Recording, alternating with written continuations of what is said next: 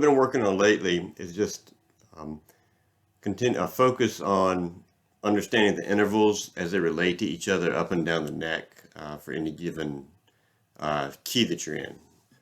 So I was just playing through the G major chord tones, and so just really what I've been working on is understanding where the intervals fall with relation to the root. So for the G chord, you've got a G, a B, and a D. So you can find those if you got the root here, the next string, and then one fret higher is the third, and then down to your pinky is going to be your fifth. So that's, partly take two of those, you got the power chord, right? So the 1 and the 5. But for the major, you got the major third in there, and then down to the fifth. So I'm just experimenting with running up and down the neck, playing the chord tones.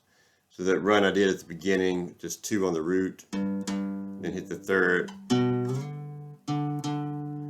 slide to the fifth and hit that twice, and then just pick the next octave up. Then down to the B and E strings. And then I came back up to the G string, ride the B down to the fifth, and then pick up the octave, final octave here. But it's great, and so it just reinforces where the intervals are for any particular note. And you can always work backwards up the neck too. So if we've got our G note here, we know that the fifth is just 1 above it. And you can slide back to the third and then back down. And you know where your root is again because your third, the root's right next door, 1 fret higher. So that's been good practice. And again, I think it helps a lot. It feeds into or dovetails with the cage system, right? Because if you've got, so here's our G chord in an E shape, right? There's 1 root, and that fifth is on that bar chord. Another root, also on that bar chord. The third, then your fifth on the octave, and the root there. See, I just picked up a fourth as I slid back down to the root. There's the root in the third, root in the fifth, root in the fourth, which wouldn't be in the G chord, but it would still work. 3 down to the 5, back to the root. 3, root, 5, root, root, 5, 3, root, 3, 5. So it's just good practice. I think as I practice more over backing tracks, I'll notice that I'm able to move around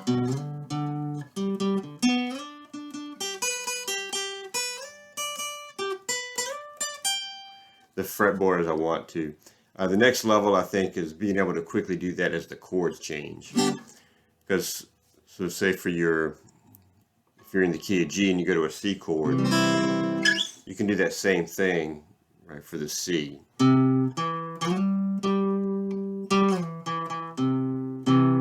That'll sound great over the C chord. But then when you go back to the G, you may want to focus back on the chord tones for the G.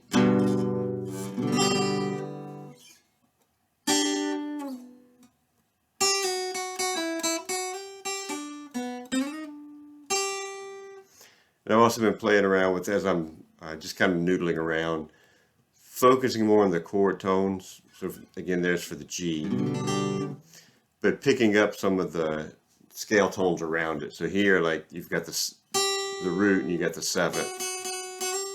That's real nice to slide into.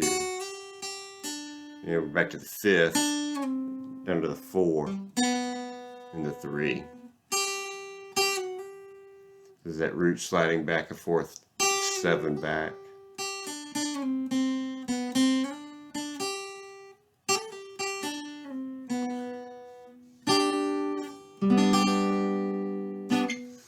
can pick up those partial bar chords. Another thing I've been experimenting a little bit is just kind of sliding down off of that 4-finger G, these last two. Gives you kind of some nice tension as you're playing.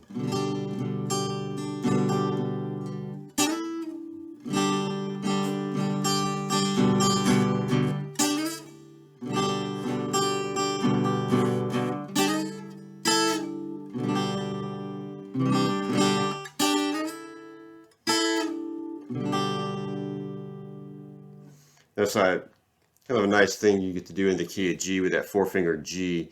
It'd be a little bit harder to do in, if you're just playing bar chords. You could do it. Certainly could pull it off, but it seems a lot easier with using the open chords in the G.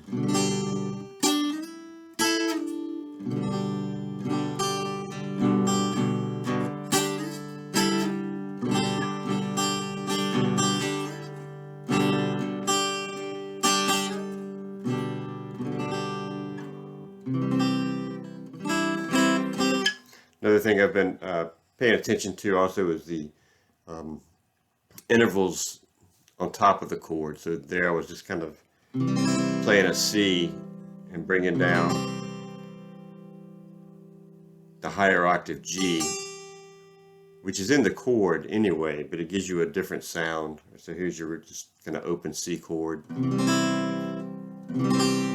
See, I put in the higher octave G, and then here's the, if you want to do a C with add 9. Just adding in that D note here. A lot of times that's played this way. But that's, I think, what makes it the add 9, is you're putting in that D over the root. So this, typically the C add 9 has both the 9, the D note in, as well as the higher octave G. It gives you that bright sound. But you can also do it this way. So just some of the things I've been working on recently, and again, I think a lot of value in just spending time experimenting, exploring up and down the neck of the guitar. Just kind of noodling around, see where it goes, trying to understand the way the notes and the frets connect to each other.